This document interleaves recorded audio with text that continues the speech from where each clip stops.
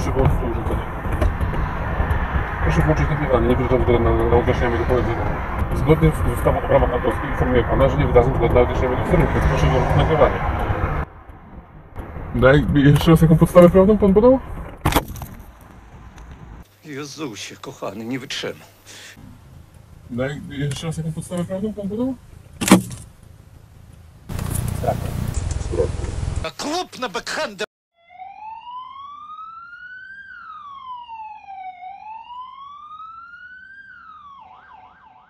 Niektórym z Was ten film mocno podniesie ciśnienie, bo buta i arogancja, a wręcz przestępcze działania jednego z policjantów są poza skalą tego, co wydawałoby się, że należy spodziewać się od stróża prawa. Materiał pochodzi od jednego z widzów, który zdecydował się wyrazić zgodę na publikowanie filmu na kanale Audyt Obywatelski, a było co publikować. Włączcie napisy, bo spora część materiału będzie z wideorejestratora, co wiąże się z nieco słabszym dźwiękiem. Jak to bywa w takich sytuacjach, będę co jakiś czas zatrzymywał materiał i dodawał swój komentarz. Zaczynamy.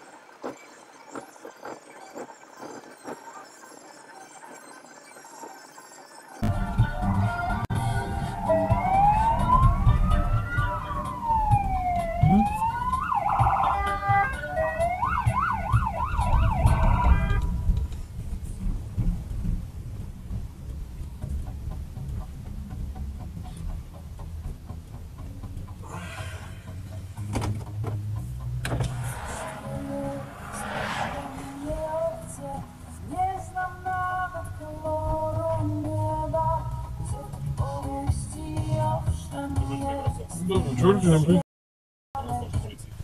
Proszę pana. Nie mam. A gdzie pan? Nie wiem. A potrzebny jeszcze? Potrzebny, dokumenty są się też. Gdzie pan też pieszy? A do domu spać.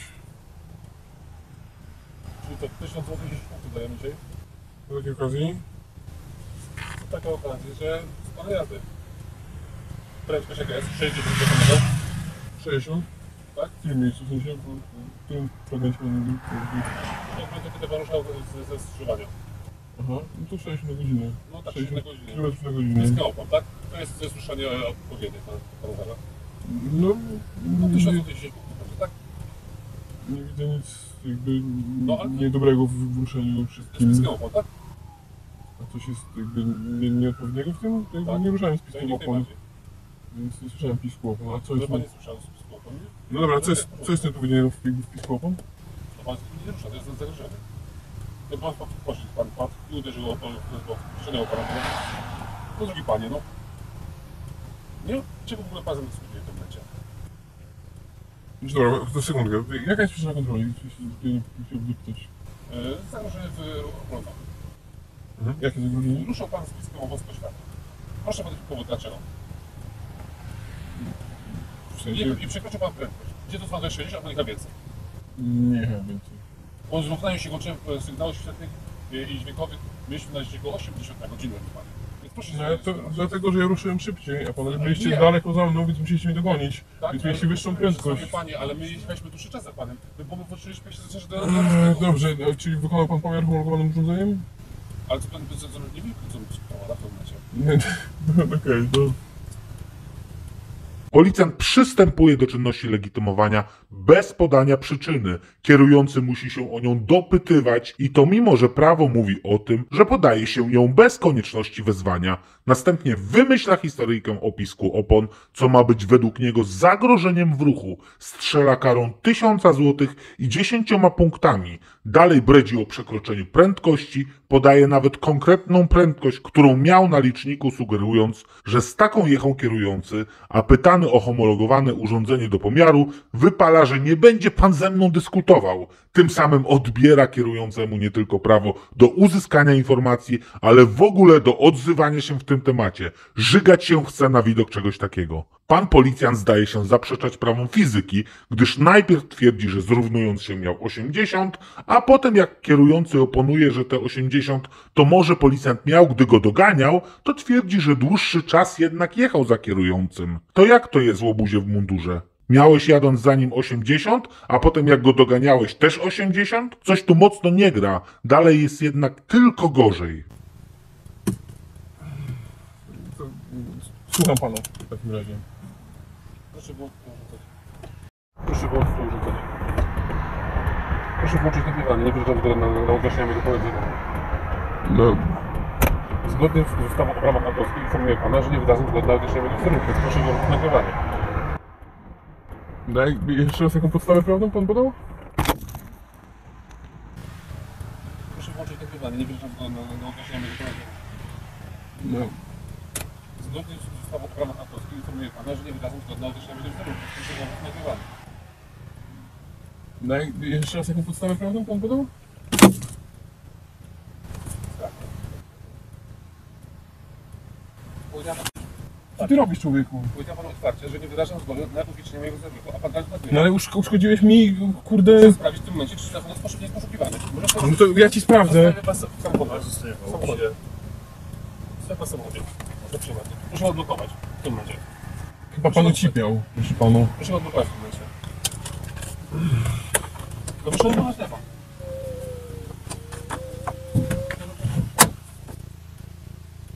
I w tym momencie policjant wypełnia kryteria do bycia nazwanym zwyczajnie bandytą. Nie dość, że kompletnie nie wie, o czym mówi, powołując się na pewną ustawę, która w żadnym ze swoich przepisów nie zakazuje nagrywania interwencji ani wizerunku policjantów, to w reakcji na prośbę o powtórzenie podstawy prawnej reaguje wyrwaniem telefonu z uchwytu, niszcząc przy tym mienie kierującego, a na pytanie, jaką podstawę prawną pan podał, odpowiada sraką. To taki jest standard policji w Warszawie? Czy to może jedynie wybryk niedługo już byłego policjanta? Ewidentnie to pobudza kierowcę i od tego czasu zaczyna działać niezwykle przytomnie. Policjant po wyrwaniu telefonu próbuje go obsługiwać, ale najprawdopodobniej incydentalnie blokuje go, po czym zaczyna w sposób bezprawny oczekiwać od kierującego odblokowania telefonu. Jednak ten bardzo przytomnie wykorzystuje sytuację, nie oddaje już telefonu bandycie w mundurze i wtedy słyszymy mój ulubiony dźwięk tego filmu. Dźwięk zamykanej szyby. A sam kierowca decyduje się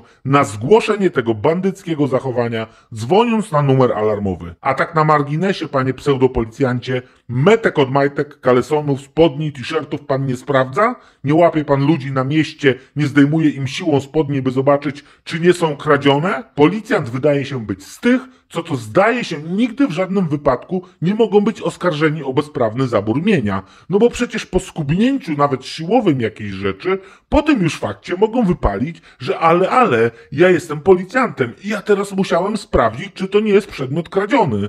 Dlatego siłą, bez żadnego ostrzeżenia, zabrałem go temu czy owemu.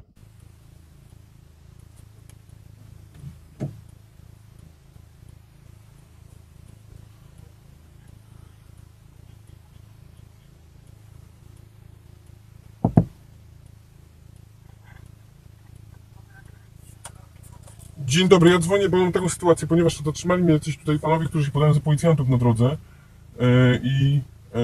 jakby tutaj panowie wyrwali mi telefon z ręki i próbują tutaj się zachowują jakoś niezgodnie z prawem i chciałbym tutaj, żeby podjechał jakiś patrol policji, który na pewno będzie jakby patrolem, który działa legalnie, bo trochę nie wiem, jakby się stresowałem, nie wiem, co ci panowie chcą zrobić i jestem w takiej sytuacji, że właściwie dlatego, że człowiek ten w tym mundurze policjanta sięgnął mi do środka samochodu i chwycił za telefon przyczepiony do szyby i go wyrwał i go pociągnął do siebie i zabrał mi go z samochodu. Nie, stoją tutaj przy samochodzie i próbują się dorwać, szarpią za klamkę i próbują się dorwać do tego samochodu. Tak, ja jestem w środku samochodzie i się zamknąłem w samochodzie i nie wiem, co mam zrobić, bo tutaj ci panowie się... To jest na początku Mokotowa, to jest ulica Puławska, przy ulicy Witolda Zawadowskiego, w sensie na wysokości ulicy Zawadowskiego. Stoję na ulicy Puławskiej na zjeździe w trasę Siekierkowską.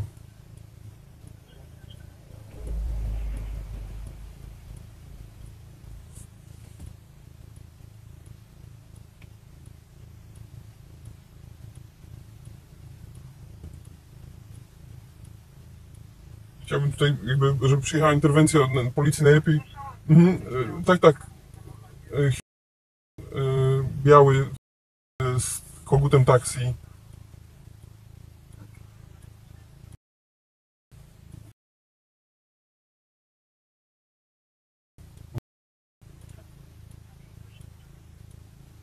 Dziękuję.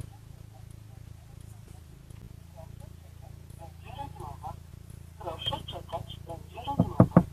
Proszę czekać, będzie rozmowa. Proszę czekać, będzie rozmowa. Proszę czekać, będzie rozmowa. Proszę czekać, będzie rozmowa. Słucham? Proszę czekać, będzie rozmowa. Proszę czekać, będzie rozmowa. Proszę pana, ja tu teraz dzwonię po policję. Proszę czekać, będzie rozmowa. Proszę czekać, będzie rozmowa.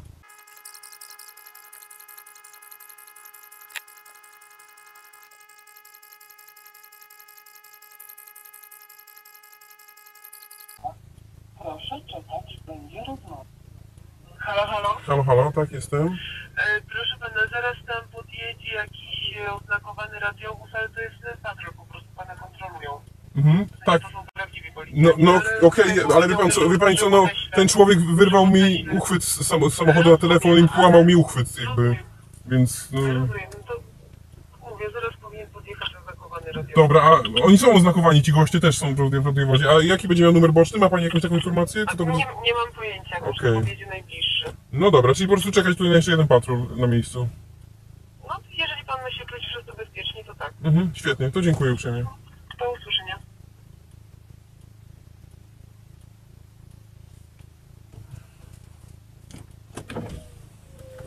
Jakbyście mogli tutaj nie oddalać się z tego miejsca, bo wezwałem policję w sprawie przestępstwa, które tutaj pan popełnił. Świetnie, dziękuję uprzejmie. Na miejscu jak najbardziej tego, drugi pan nie popełniłem, także nie wiem pan o co chodzi. Proszę pana, zna pan kodeks karny, artykuł 231 KK? Nie, ale o co pan teraz mówi? Zatrzymałem pana do kontroli, tak? Ruszył pan z piskiem świateł spod skrzyżowania. Zatrzymałem pana do kontroli. Pan nie chce pana śpić swoich danych, tak? Pan nie żadnych dokumentów nie posiada. Także informuję pana również kolejny raz, że nie życzę sobie, żeby mój wyrutek został... To nie jest koncert życzeń, proszę pana. Że nie życzę sobie, żeby mój wyrutek został... To nie jest koncert życzeń, proszę pana. Jeżeli pan zna tę ustawę o prawach autorskim, tak bardziej.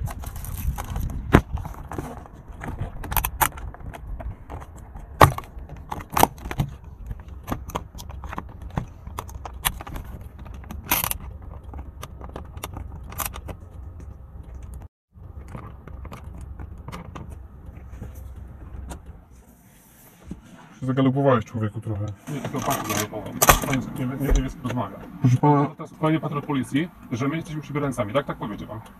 Tak? złamał mi pan uchwyt, zniszczył pan moje mienie. Ja nic panu już nie robiłem, ja nic panu nie zrobiłem. Drogi panie, ja nie wiem o co panu chodzi. Jak panu ktoś mógł zaufać o uchwyt, skoro pan trzyma telefon na uchwycie? Drogi panie, co pan za głupoty opowiada? No drogi panie, no, pan zobaczcie, trzyma pan teraz, nagrywa pan interwencję, tak? I trzyma pan telefon na uchwycie. No to Który jest połamany, jest poluzowany przez to, że pan wyrwał go z szyby ode mnie. nie, A pan to jeszcze widział, panie kolego, panie drugi funkcjonariuszu, widział pan tą sytuację, że ten człowiek wyrwał mi, więc nie wiem, czy będzie pan... Nie miał takiego miejsca, nie wiem o co panu chodzi w tym momencie, a dobrze, przyjedzie pan, drugi patrol policji nas przyjedzie i wtedy porozmawiamy. To pani chce się wylegitymować, jak najbardziej, drugiego patrolu policji. Znaczy ja się chcę wylegitymować, ale komuś to działa zgodnie z prawem. To jest komedia, co tutaj pan teraz zrobił. Komedia to właśnie pan co robi. Bo w tym momencie pan zawraca głowę drugiemu patrolowi policji, kiedy jest zagrożenie życia i zdrowia, tak? No to jak jest zagrożenie życia i zdrowia gdzieś indziej, to policja raczej do policji nie przyjedzie w takiej sytuacji, panie starszy posterunkowy. Czy nie? Czy ja coś mylę? Chyba że w tym momencie jednak nie ma żadnego takiego zagrożenia gdzieś indziej, natomiast została zgłoszona napaść, której pan dokonał. Panie starszy posterunkowy, pseudonim Sraką, proponuję panu już teraz zwyczajnie samemu odejść z policji. Panu się czasy pomyliły i instytucje, bo policja nie powinna przypominać gangu, drogi panie. Nie zapominajmy, że drugi policjant jakoś niespecjalnie na cokolwiek tu reaguje i też ponosi winę. Tutaj jest zagrożenie życia i zdrowia, że bo panowie pan przekroczył uprawnienia.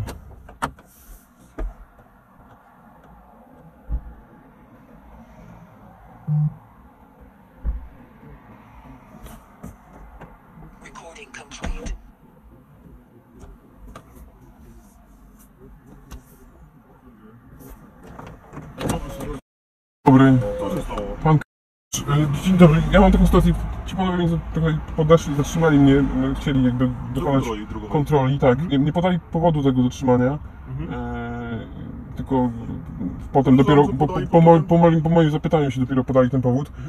Ja miałem telefon tutaj przyczepiony do uchwytu, ten, który wisi tutaj, i włączyłem sobie nagrywanie, żeby nagrywać tę sytuację i ten człowiek chwycił za ten telefon i wyrwał mi go z uchwytu z szyby i go zabrał, wziął go sobie do ręki i odszedł z moim telefonem w ręku odpalonym, wyłamał mi przy okazji ten uchwyt, mam teraz poluzowany przez to, że on wyszarpnął go mi z ręki, z uchwytu, to poluzowała mi się ten uchwyt na ten telefon i no i jakby ten pan tutaj oczekiwał ode mnie jakichś rzeczy, nawet nie działając zgodnie z prawem i niszcząc moje mienie, więc chciałem, zamknąłem się tutaj w samochodzie, zamknąłem szybę i zadzwoniłem na policję, bo się przestraszyłem, że ci panowie chcą mi jakby zrobić jakąś krzywdę albo że są jakimiś przebrającami, bo to była jakby totalnie niecodzienna sytuacja dla mnie, bo się nie spotkałem z czymś takim jeszcze, żeby ktoś wyrwał mój telefon prywatny ode mnie z wnętrza samochodu i go zabrał i się w taki sposób zachowywał. Ale rozumiem, że legitymował się pan tutaj.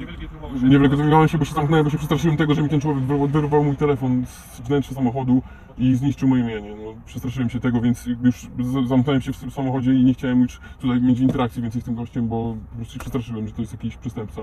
Zresztą, do czego zresztą doszło, bo jakby, wyrwał mój telefon, moje prywatne mienie zabrał.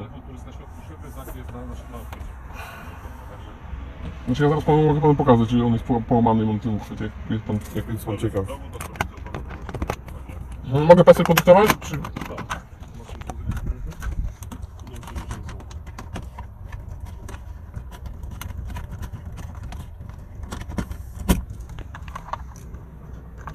Jak pan spojrzy, tutaj jest połamany ten uchwyt, to kółko tutaj jest połamane, bo ten gościu szarpnął mi za to, jak to było przyczepione tutaj, szarpnął za to i wyrwał to razem z tym, telefon razem z tym uchwytem, wyrwał, łamiąc to w tym miejscu, zniszczył moje mienie. Ten pan tutaj, który stoi. Proszę o PESEL. Pan podejmuje wobec mnie interwencję, zgadza się? Może, bo nie chciałbym, żeby ten gościu słuchał tego. Nie jestem Może- gościem, To wie pan, to jest funkcjonariusz policji. Bo ja się tego obawiam. Okej, ale panowie rozumiem, potwierdzacie, że to jest funkcjonariusz Tak, dokładnie, z naszej policji. jednostki po prostu, Okej. tak jest. 05.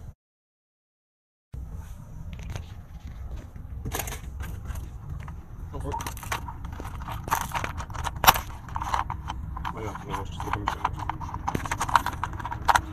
Pożegnamy kontrolę gości, dobrze jeszcze?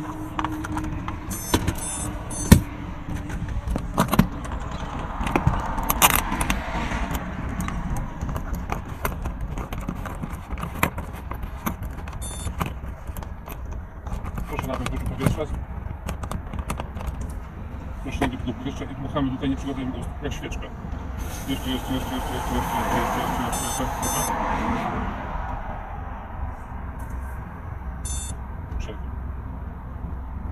Dokument od pojazdu pan posiada? Nie mam sobie chyba dokumentów żadnych.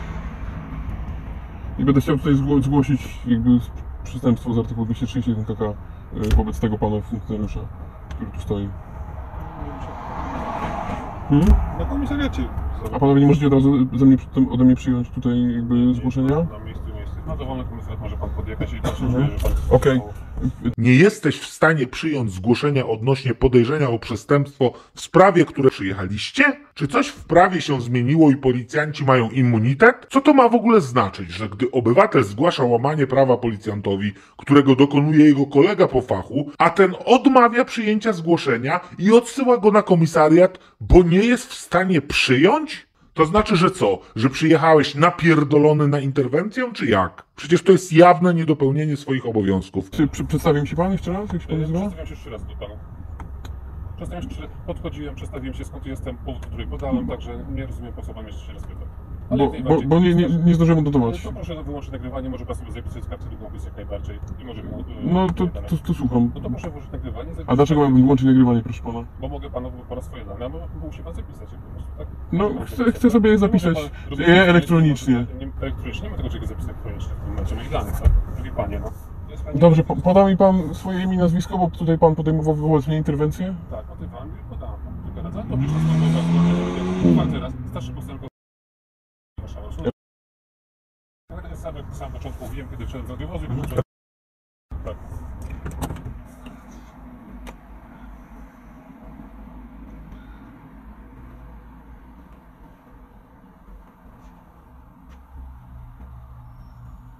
A jeżeli chodzi o to uszkodzone mienie, to da się spisać jakiś protokół jakby z tej sytuacji, czy coś mogę z tym zrobić jakby, jak zostałem tak potraktowany?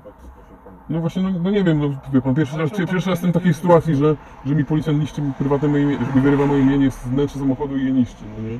Nigdy się nie znalazłem w takiej sytuacji, więc jakby no nie wiem sam, jak się w takiej sytuacji jakby podejmuje kroki, no nie? Po prostu pierwsze co zrobiłem, to się zamknąłem w środku i zadzwoniłem po policję, na 112, bo się poczułem zagrożony wręcz. Mhm. Czyli komisariat najbliższy mnie po prostu z miejsca zamieszkania. No ale że natura nie znosi próżni, to zamiast zająć się rzeczywistym tematem zgłoszenia, policjanci postanawiają trochę potrzepać kierującego i realizują temat próby ukarania faceta. Trójkąt i gaśnica w pojeździe się znajduje? W bagażniku, tak. Proszę wysiąść.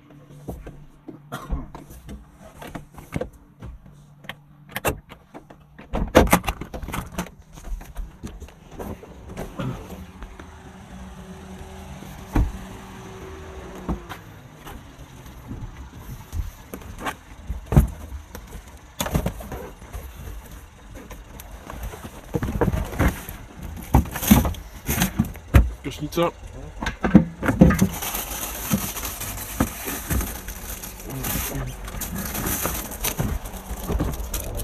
No to jest trójkąt, tak? Muszę to wyciągać. Dobra, zobaczcie, że jest książka, zaraz ktoś. Okej, może pan schować,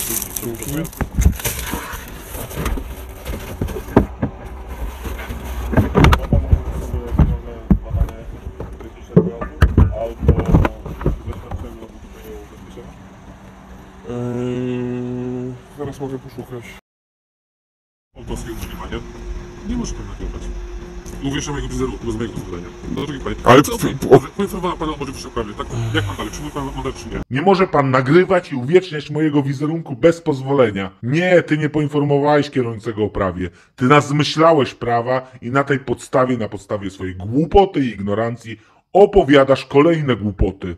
Oczywiście ustawa o prawie autorskim i prawach pokrewnych, bo taką nazwę, panie bandycjancie, w rzeczywistości ma ta ustawa, w artykule 81 traktującym o wizerunku osób nie mówi absolutnie nic o nagrywaniu wizerunku, a jedynie o upublicznianiu, podając dwa warunki, które muszą być spełnione, by bez zgody osoby filmowanej móc udostępniać jej wizerunek. Chodzi tu w skrócie ujmując o bycie osobą publiczną i znaną powszechnie. Ale i w takiej sytuacji może zostać pominięte to, gdyż tu ewidentnie można byłoby skorzystać z wyjątku dziennikarskiego, co w sytuacji poruszenia problemu dotyczącego bezprawnego działania służb i chęci wywołania publicznej debaty czy dyskusji można było zastosować i wizerunek upublicznić, co na tym kanale miało miejsce 3 razy. Szerzej o temacie upublicznienia wizerunku w odcinku 76, który będzie podlinkowany w opisie pod filmem. Ale poinformowała pana o może przeprawie, tak? Jak pan dalej? Przyjmuje pan model czy nie? Nie. Czy jest Ukrainą?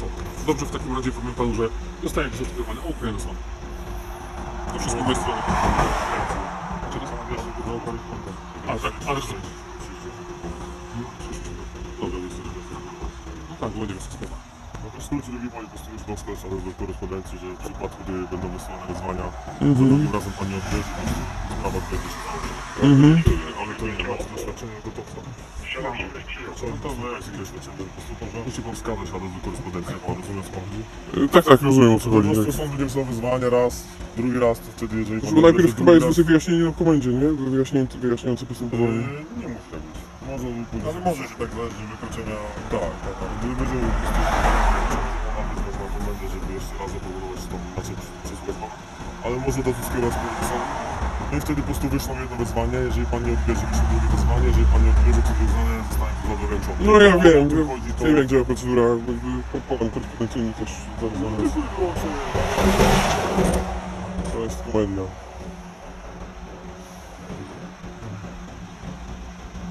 Pan, widział pan to nagranie? Tutaj kolega będzie po telefon? Nagranie nie. Otrzymuje sobie pouczenie, tak.